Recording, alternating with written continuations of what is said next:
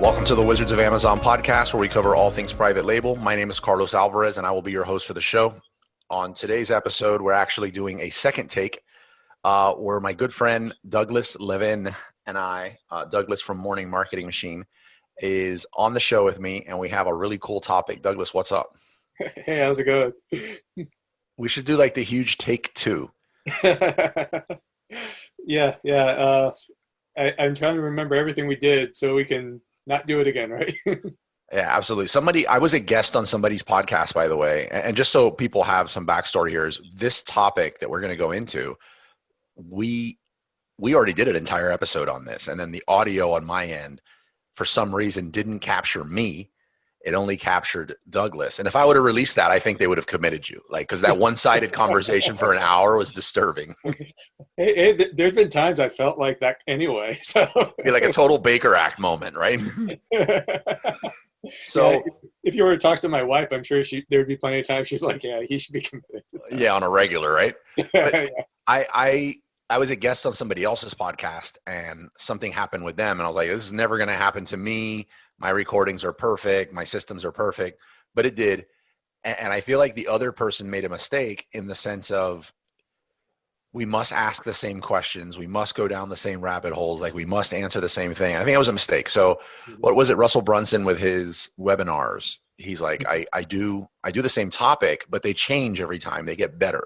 Right. So I think in that vein, we're going to unpack the same topic, and it'll be even better. So the listeners have a huge advantage that this is actually our second take, and I'm doubly thankful for twice your time. All right. So today's topic, for those of you that find this fluffy or soft or anything like that, you can tune out now.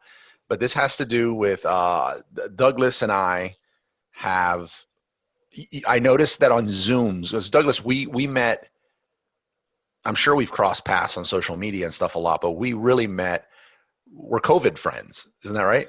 Yep, definitely is. Yeah. So we're COVID friends. So when the meetup group needed to go online, we were able to have, members join the group that we wouldn't have normally met. And you were one of those amazing people. And I think you've been to like every single event we've thrown since on Zoom. Yeah, it's pretty much turned into my Saturday ritual. Like, my wife knows, my stepson knows. Like, okay, like I'm in Illinois, so it's like, all right, from noon to like 6 or something, I'm doing that. And that's kind of what the deal is. Yeah, that's awesome. And you've added a ton of value in the group. You've actually presented in the group, and now you're actually coming on the podcast. But something that's cool with Zoom that I actually am just starting to pick up is I'll switch to gallery mode so I can see everybody who has their camera on. And what helps is when you're talking, you can see people nodding or moving their head in the affirmative or in the no, that's BS side to side roll. Or if somebody's eyes get a little larger, like, okay, nobody understood what I just said. But in several instances where I've said that I feel that my secret weapon in my business, or that has allowed me to be as successful as I am, is my amazing relationship with my wife, Giselle. And like you're doing right now with that head bob, that head up and down, that's exactly what I saw you do in almost every instance where I brought up something like that. The single people would kind of be like, I don't need nobody. And some people would just nod, like, obviously they weren't in a great relationship. Your nod to me communicated, not only do I believe you agree with me, but that, and since we've recorded the show, I know you do, but not only that you agree with me, but also you must be in a really solid relationship. So what are your thoughts on that, so that everyone just doesn't think I'm putting thoughts in your head? Yeah, I mean, you never know in terms of like what exactly is a solid relationship and all those kinds of things with it. But I'm definitely a big believer that your partner is like pretty much the make or break in terms of you being able to be successful with what you're doing in terms of a business owner. Like, we talked about it a little bit last time, and other people have heard me say, like, before, my wife, Emmy, is actually my second wife. And my first wife, we were not really supportive of each other. And it led to so many issues. Like, I'm convinced, like, if I didn't have like my wife, like Emmy is my wife, and if I didn't have her, there's no way that I would still be doing this. And obviously we'll talk a lot more about it, but yeah, I'm very much in that camp. Sweet. So that's another thing we have in common. I don't mean sweet for the divorce, but like, I don't, for somebody that's not experienced an amazing relationship and how it will allow you to be a better entrepreneur, not just be happy, but just like be a better entrepreneur. Having the ability to compare what it was like in a non-supportive, non-supportive toxic relationship versus what you have, is something that I really want to dive into on this show, because we've both done that. But before we get too deeper into that, though, some background on you. You know, I think you have an amazing story. I wanted to do, as a matter of fact, I'm about to launch another podcast. I want to do like an entire episode on your drumming, like on that side of it, because I feel like there's some great stories there. But you have an amazing YouTube channel, Morning Marketing Machine, which I'm trying to follow in your footsteps on soon. But tell listeners about you, what makes you tick, and your professional career. Yeah, and definitely there's a lot of stories I'm sure I can tell, and there's a lot of stories I probably can't tell from my drumming background. There's a few that definitely come to mind.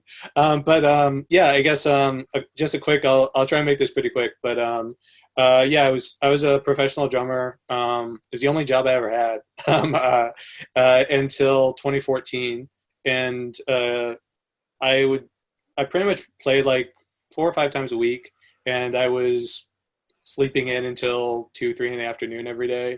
And I had good credit. So as a result of that, I kind of became obsessed with miles and points. And I followed like travel bloggers, like all those kinds of enthusiasts. And it allowed me to do a bunch of cool things in terms of like taking my wife, who is then my girlfriend, and stepsons to like Ireland, like all these great trips. And because of that, and because I was a musician making like 18 grand, I didn't have any money, but I was able to use that for free trips.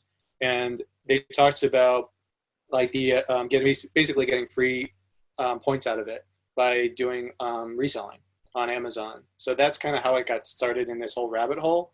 I started selling stuff I had sitting around, and then from there I went down the path of arbitrage, wholesale, and it's been mostly private label ever since. Sweet. I love it. So getting a little back to well, you didn't mention anything about the YouTube channel. I didn't hear anything there about the YouTube channel.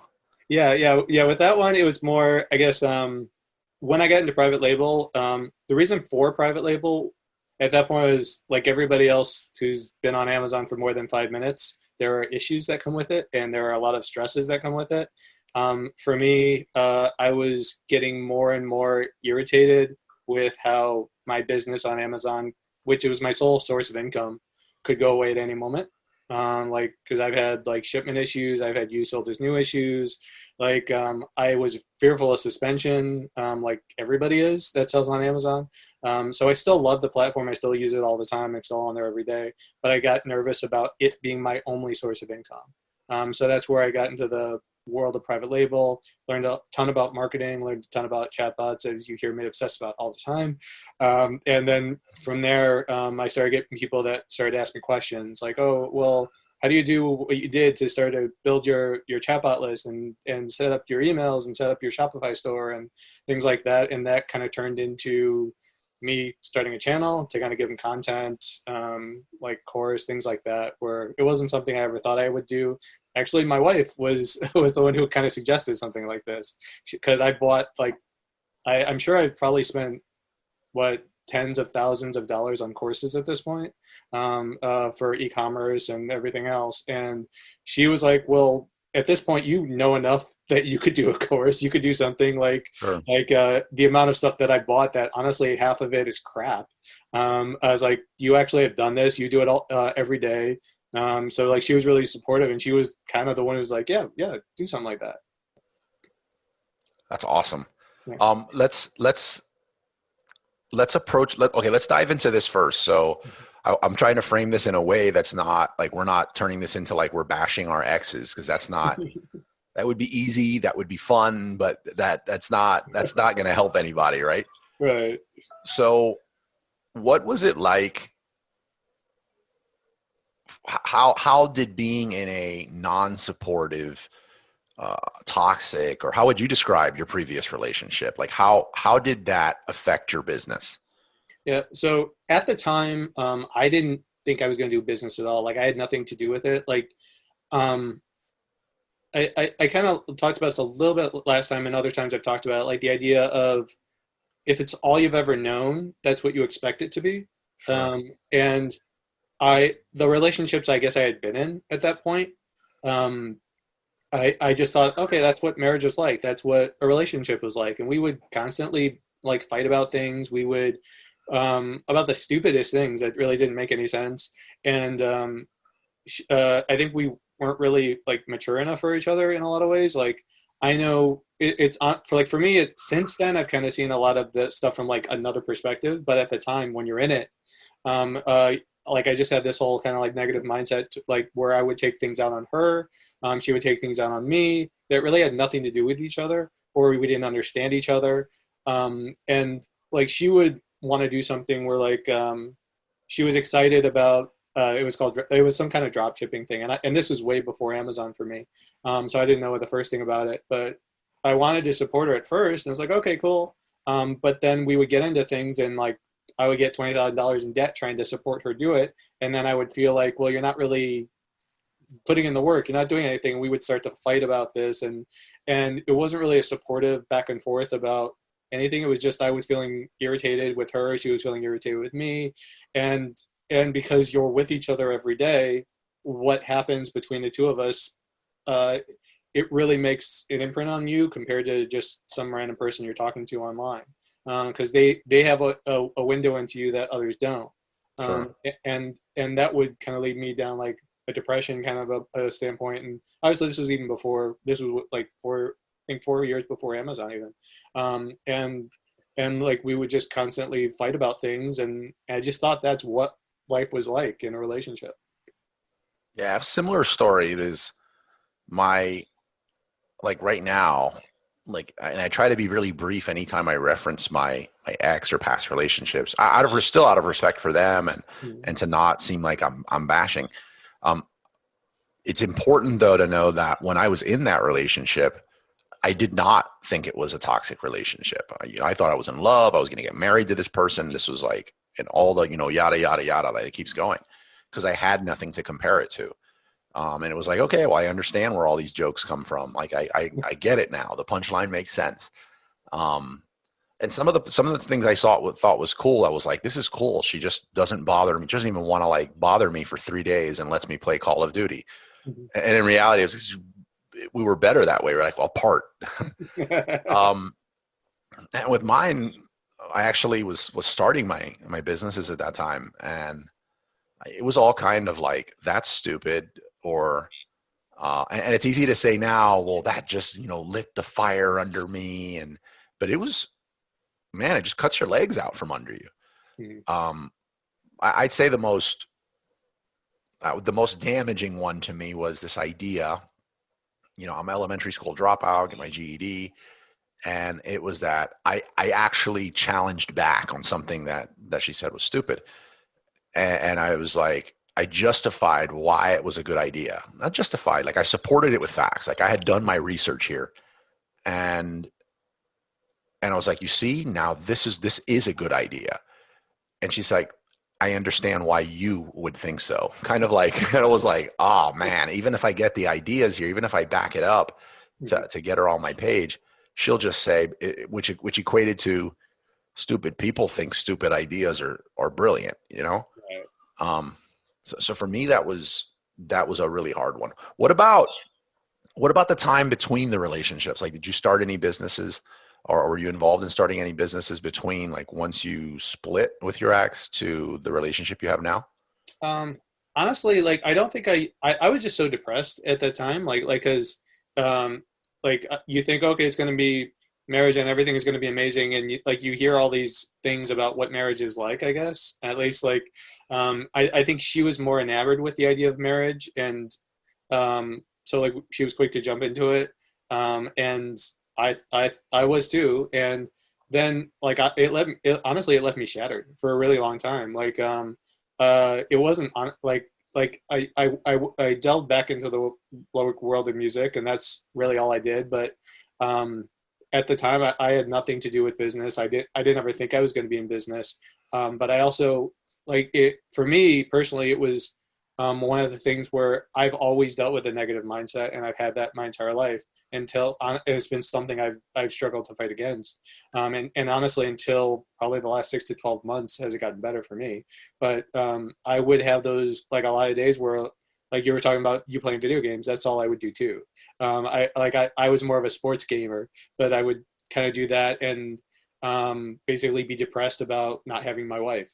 And like, I would kind of throw myself back into playing, trying to do things like that. But well, sports gamers are people that really can't cut it at Call of Duty. Isn't that how that works?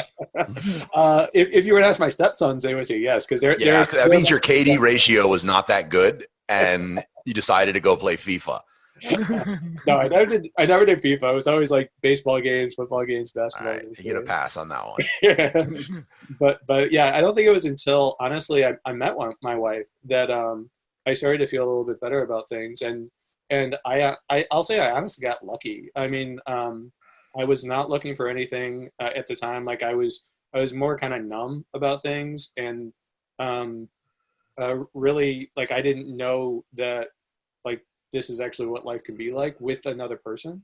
Yeah, I mean, obviously not to make it too like rah-rah or anything like that, but I mean, don't worry, those people that didn't like it, they've already tuned out. So everybody here wants to hear this. Yeah. But yeah, I mean, you don't really think anything's going to happen, I guess. You always think things are going to be the way they are, and it's always going to be terrible. And sure. I had those thoughts, especially when like the divorce was happening for a long time. But I mean, like anything else, I mean, you can like get out of it, you can move forward, but you do need that safe space where you can kind of talk to somebody. And I didn't even know that something like that was possible until I met mine. So. Awesome. And so now let's get into you meet your current wife, and can we put a name to it? You can even be an anonymous name if you want.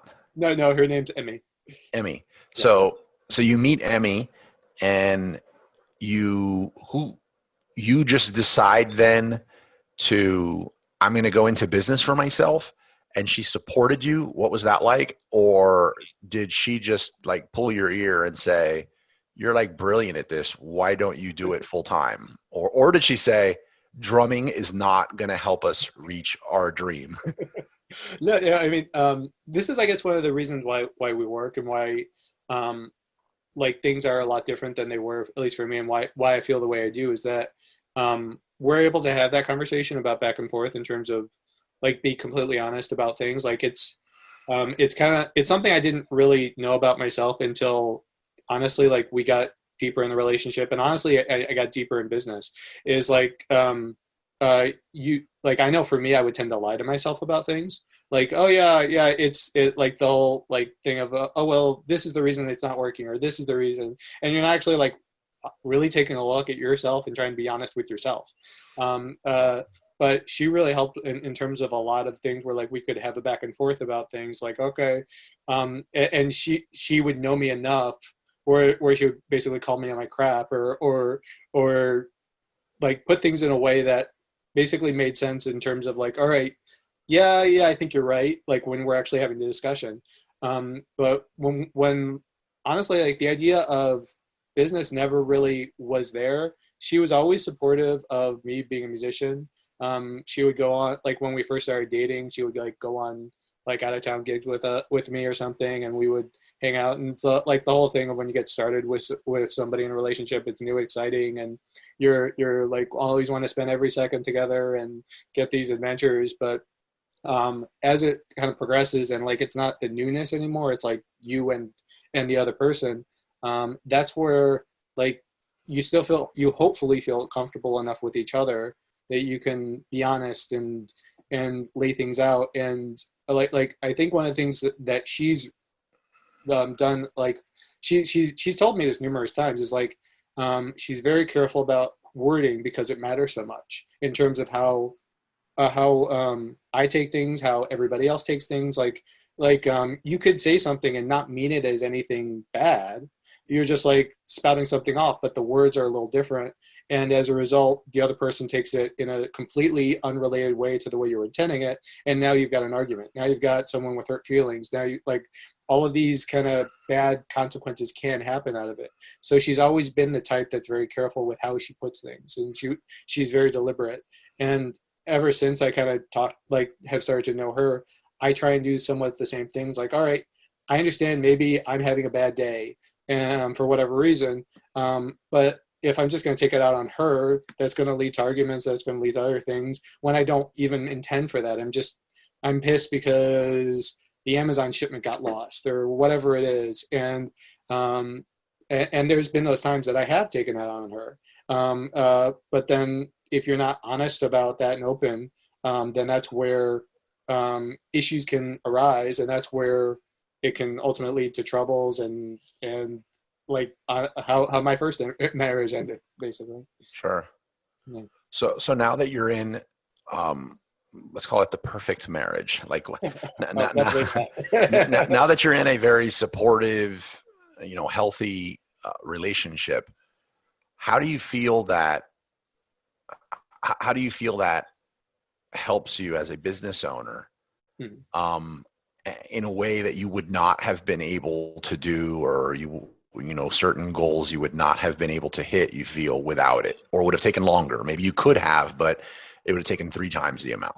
Right. I think that the big thing there's a lot of big things, I guess. But the stuff that comes to mind immediately when I think of this is the fact that when you're a business owner, you don't know the first thing about what you're doing. A lot of times you're always trying to do something you've never done before.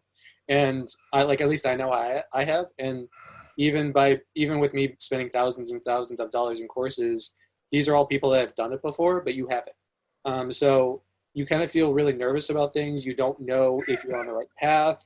You're like, I'm never a confident person with mostly anything I do.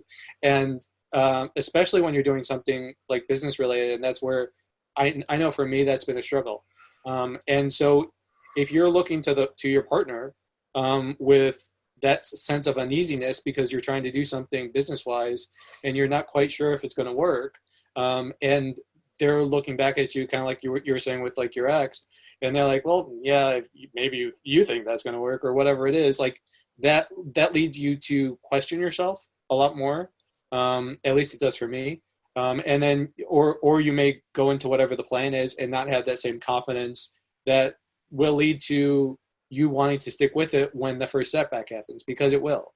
And when you're doing any type of thing in business, to think that it's going to go perfectly the first time and you're going to make $1 million is just like a fantasy. Like what we do is constantly deal with setbacks and things we've never done before and trying to overcome that. And if you don't have someone who's supportive and someone that you can actually like be honest with and talk to about these situations, and yes, there are masterminds and like we talk on the Saturday meetups and I've got other people I talk to, but it's not the same.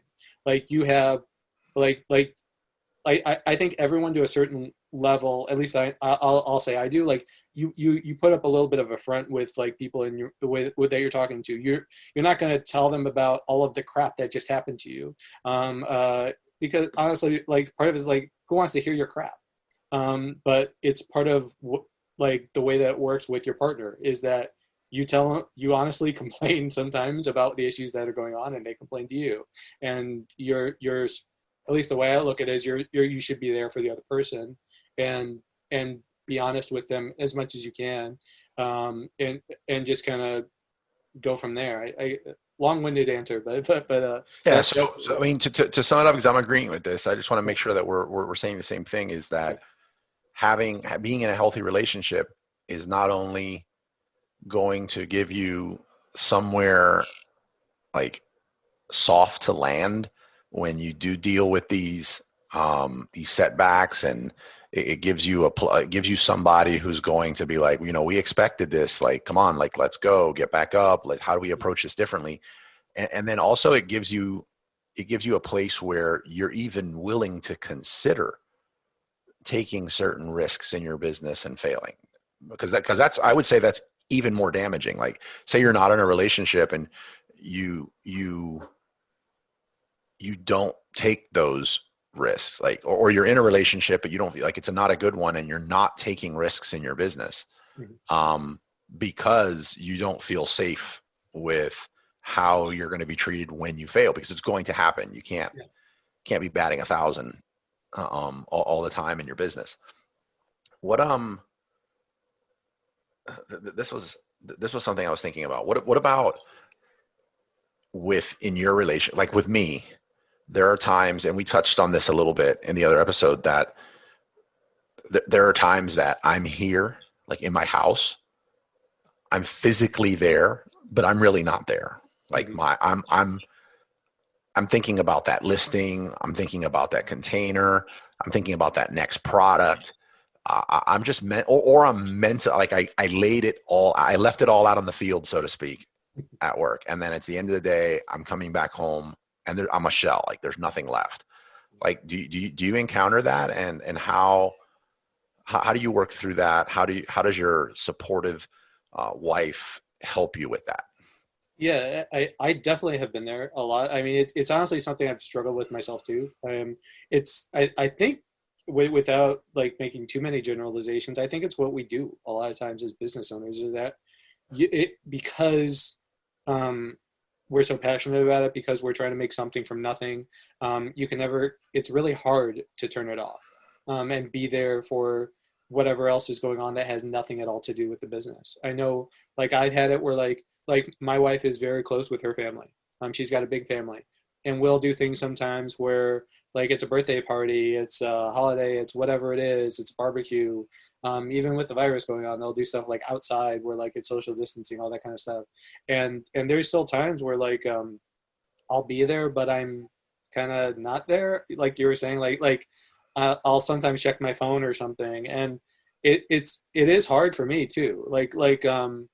I think one of the things that helped me a lot was we talked about like the 12-week year before. We're both in the book club, and that was something that helped me a lot in terms of the idea of like understanding your vision too, where I was taking that business, like the thought process of where I wanted my business to go, and everything was kind of going around it, where like my relationship with her was going around it too.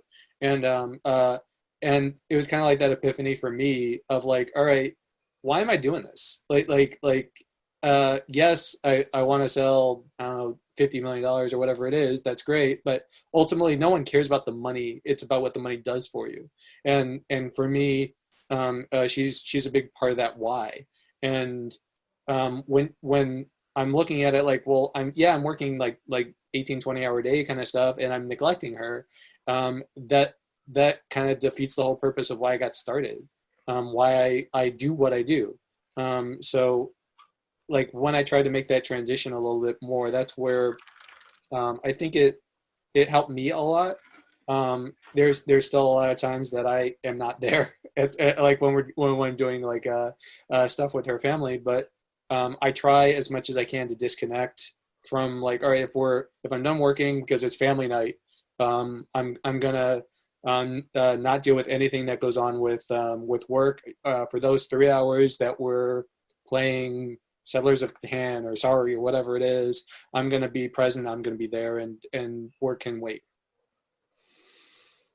Awesome stuff. And you were mentioning something earlier that really brought back something for me. And a lot of times when I bring up the importance of the relationship, it never in your business, like we're not just talking about here about why relationships are important and how to have a successful relationship, but instead how this impacts your business. And I believe there is a direct relation to the healthier your relationship is and the success of your business. So I believe that if you're in an unhealthy relationship, yes, you can be successful in business, but you could be even more successful and almost would be if the relationship was healthy. So you're almost stunted in your growth, or there's a ceiling on your growth in your business because you're not in a healthy relationship on the personal side. But you mentioned masterminds. Masterminds are very important. I'm part of two, and I've wanted to like create a mastermind. Extremely, extremely important. But what happens is a lot of the times, this, like, especially single people or people that are in a unhealthy relationship, they'll go on the attack here. Like, that's not true, because they feel that it means they're not successful because they're not in a relationship. Am I making sense here? Yeah. But they can talk to you till they're blue in the face about why a mastermind is important. and my thing is, when they say that, it's just like, I don't know what else to add here, but your main mastermind is your relationship. Like, that is the most important mastermind that you can be part of. So I feel like anybody listening to this that's like maybe not wrapping, relationships and stuff like that make you feel a little like, a little weird. Like, where do I stack up? But as business owners, Amazon sellers, we can definitely wrap our head around mastermind. We understand why a mastermind is important. We understand, like, hopefully, what a person needs to bring to the table for it to work, how it needs to be powerful for both people. Like, we get that. So, and I'm wondering what you think about that. Like, I believe that your number one, the most important mastermind that you can be part of in your life is your relationship.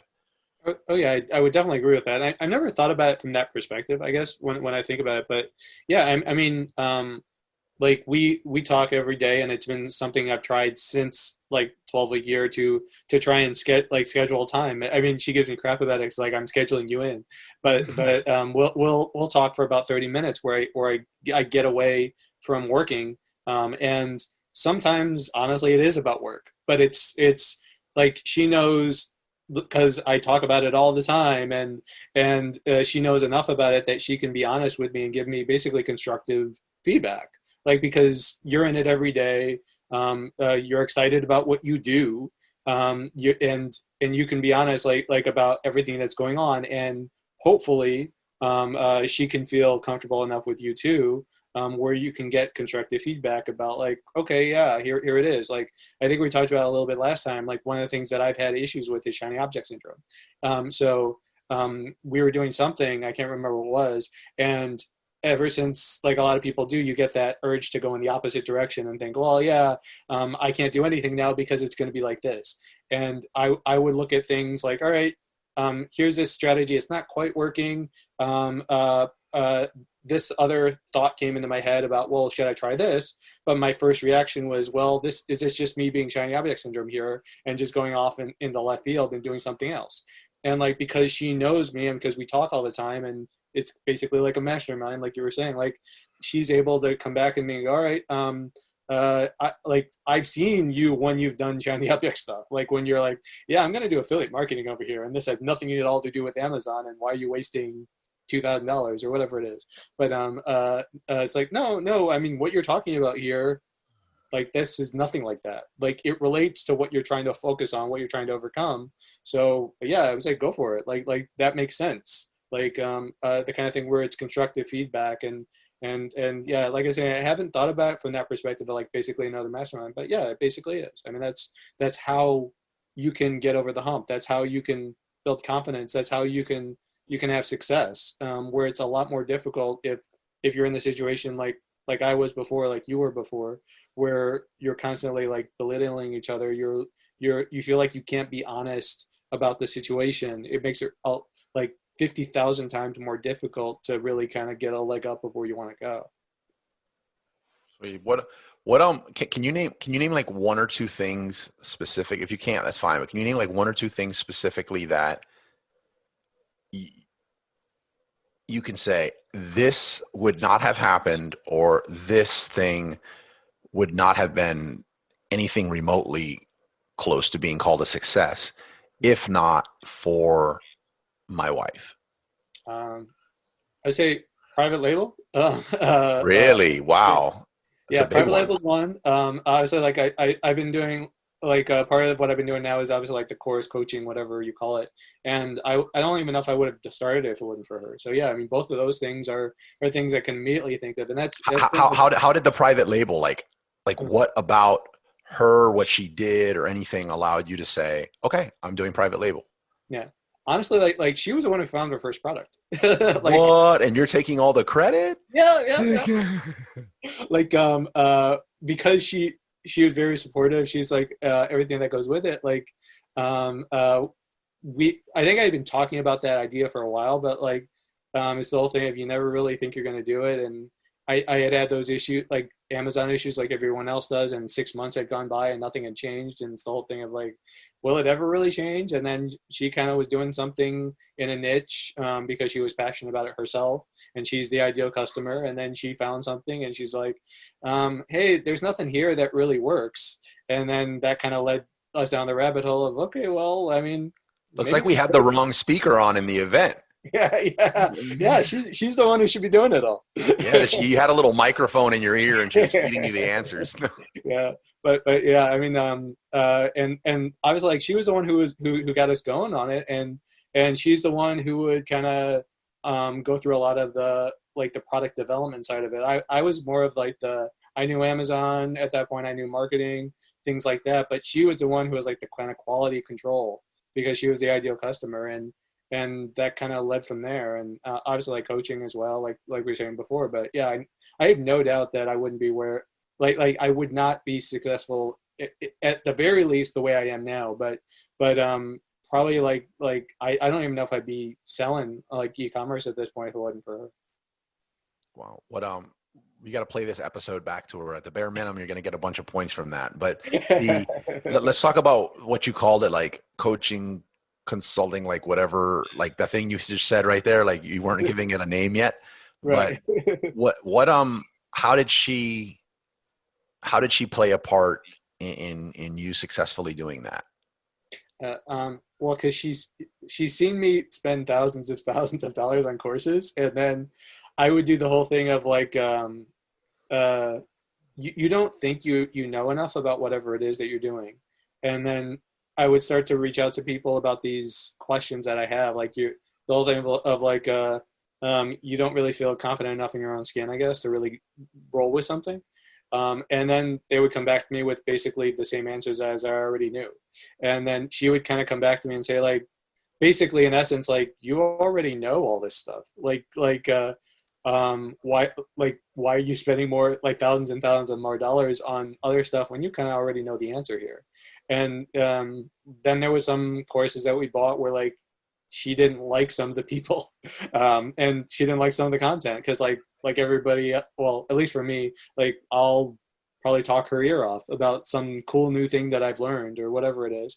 And then as it would go forward, and like she would kind of in the background hear me on like one of those like calls or whatever it was that was related to the course I bought, she'd be like, yeah, I don't really think that guy's doing very much. Like you know more about it than he does or whatever it is. And then that's where it kind of would lead into, she would keep saying like, well, I don't see why you're not just doing it yourself. Like, so she helped give you perspective and, yes, and confidence to like take that step. And then once you took a few, like she almost taught you how to walk when it comes to consulting, so to speak. Yeah, definitely. I mean, and it's the whole thing of like I was saying before, like you don't know how to do anything, right? Or you don't think you do. So you're kind of making it up a lot of times. You're looking at other people that have done it before and trying to model what they do a lot of times, but you don't know.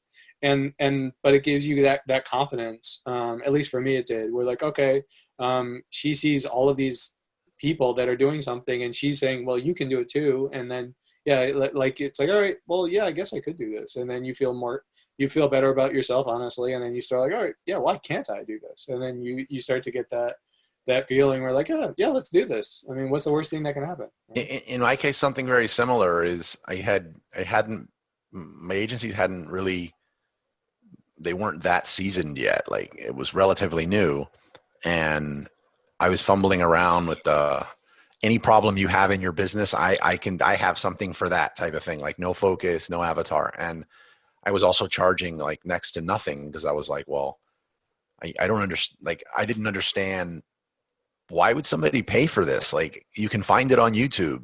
Mm-hmm. And she's the one that really helped give me perspective in that. And she, even just in her professional career, like, she'd come across instances on like LinkedIn and other people she's come across, and she goes like, look what this person's charging.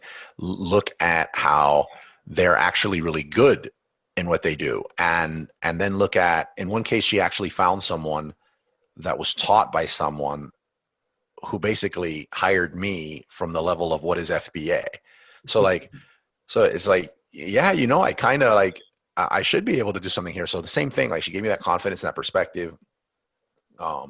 The other one which you mentioned about courses, this is another one that was a huge help. Was there was this one thing with ManyChat, and I got in with ManyChat like at entry level when this thing's rolling out. I think I'd heard it on a podcast for digital marketer, like one of their podcasts, like Molly Pittman, very, very, very beginning. And I was like, this sounds awesome. Well, and I was interested in it more from like, when you're announcing a live video on Facebook in advance and connecting like a comment to post and all that. But I wanted to get this course. It was like $5,000 because I needed to solve one thing. I needed to learn how to get a coupon served up via ManyChat at a physical location of mine. Mm-hmm. And I told her, I was like, look, I'm going to get this course. And so obviously this isn't the beginning of my agency. This is like ManyChat, the time ManyChat's coming out. And she's like, well, what do you need?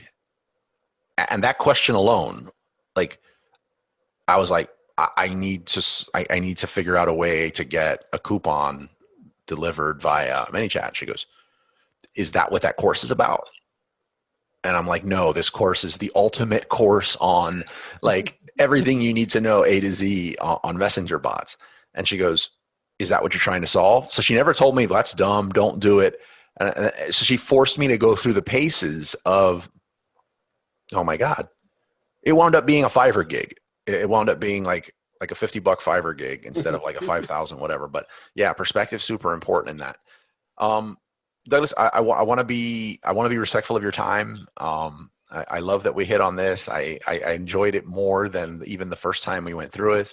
I do want to be doubly respectful of your time since this is our second recording. But before we wrap up, can you share a way that other people would be able to get in contact with you, whether it's to talk about mindset, learn more about your YouTube channel, or just get feedback on any of the things we've talked about so far? Yeah. So anyone that's listening that wants to learn more about chatbots marketing, they can contact me on Facebook at Douglas Levin for a free cheat sheet. Top 5 tips for taking full control over your e-commerce income. As you were saying before, I've got a channel on YouTube, Morning Marketing Machine. I've also got a free Facebook group, Amazon Seller Secrets, that's pretty new. And if there's any other way I can help you out, please feel free to reach out. Definitely. I appreciate that. And I already know the answer to this, but as you know, I'm going to take a wild guess here. I'm going to pull my crystal ball out, and I'm saying it's going to be Shoe Dog is what I'm guessing here. But since we did this, but in your favorite book and why? Yes. So I wonder how you knew it was Shoe Dog. But yes. So it's a book by Phil Knight, the co-founder of Nike, and I was saying like before, it's probably recency bias because it was one of the last books I read. But I was honestly like sad when I was done with it. It was like a ton of people had recommended this book saying it's like, oh, it's the book of the year, that kind of thing. But like the more and more I got into it, like there's so many things about business, like, cause he takes you through every year from like 62 to 80. And he talks about all of the bumps in the road, like the thousands of times that his business could have gone under. Like, and you don't think of Nike as like they're this huge, too big to fail, like this amazing brand, but like they were blue ribbon. They were just some nothing brand that like was this guy's thought because he was a runner. Like you don't think of like the birth of an idea that leads to something and all of the steps and all of the pitfalls that happen. Like those aspects are like in the way he kind of portrayed himself too. Like right or wrong, I look at people like Bezos, Buffett, Jobs as like these kind of like people on a pedestal. Like when I'm reading Shoe Dog, I don't get that feeling with Phil Knight. Like he feels like somebody that could be in a mastermind with me, like we're talking here or something. We're like, yeah, I had this issue with my supplier. I'm having these issues with customs, like things that we go through every day. Not like I just got out of a meeting with God and baby Jesus, and they said, like. Yeah, but like, so these things that like we that happen, you don't really think like honestly, like, Bezos and Buffett, they go through those things, but I don't think of it that way. They're not relatable. But yeah, very relatable. And so there's that, and then he talks about things as well in terms of like me as a man, where like, I know when I was growing up, the way that my dad would look at me and talk to me, and the way that I probably still talk to my stepsons, in terms of like, you feel like you have this way that you need to be, I guess, where like you're happy and you're grateful, but you're not really to that level of what you probably should be. And he kind of goes over how that has kind of gone into his business, into his relationships. I love everything about the book, and like, yes, there's a lot of business tips in there. There's a lot of tips about your growth as a person. Like, so it's just an amazing book that I can't recommend enough. I love it, man. Yeah. Douglas, you rock. I have no doubt you'll be a regular on Wizards of Amazon podcast, plus Online Seller Success Tips podcast, which is launching soon. Huge thank you again for sharing some personal stuff and combining it with your professional experience. I loved it. I hope everybody listening to this gained a great deal of insight from this. I know it's a subject that doesn't get spoken about a lot, but being able to be around other successful people like Douglas and other people in the industry, and you get past that shield that everybody puts up, and you get to the point where someone's willing to share this with you, I started really seeing that this is a very real thing, and it's not just something isolated for me. So I'd love to chat more. I know it's not something somebody will want to put on a public post on Facebook, so feel free to reach out to me directly on Instagram at Wizards of Amazon, and I will talk to you. I'll talk to everybody next week. Thank you guys so much. Bye, Douglas. Liked what you heard and want to stay connected? Join our Facebook group or find me anywhere on social media at Wizards of Amazon, or text the word Amazon to 69922.